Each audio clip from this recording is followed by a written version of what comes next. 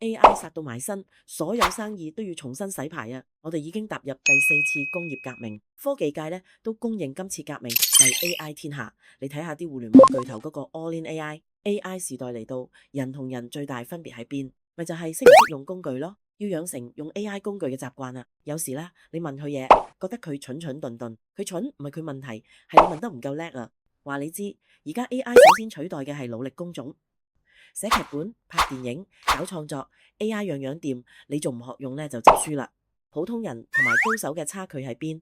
咪就係識唔識用工具咯。而家 YouTube 好多影片全部 AI 幫手寫文案，有啲片仲係 AI 加數字人製作，真係分分鐘真假難辨噶。記住 AI 時代唔識用 AI，你就只係人肉打字機。第時企業唔係買算力就係請人，但係人工只會越嚟越貴，算力就越嚟越平噶。快啲上車，好啲用 AI，用 AI 可以輕易玩轉新媒體，佢幫你寫廣告文案、搞促銷計劃、整直播腳本，全部得。重點係要開始用啊！2025年想轉行加人工，想喺新媒體時代搶流量，想喺商業戰場攞結果，提升自己對 AI 工具嘅應用。留言話我知，你覺得係今次我3個 tips 邊個最有用啊？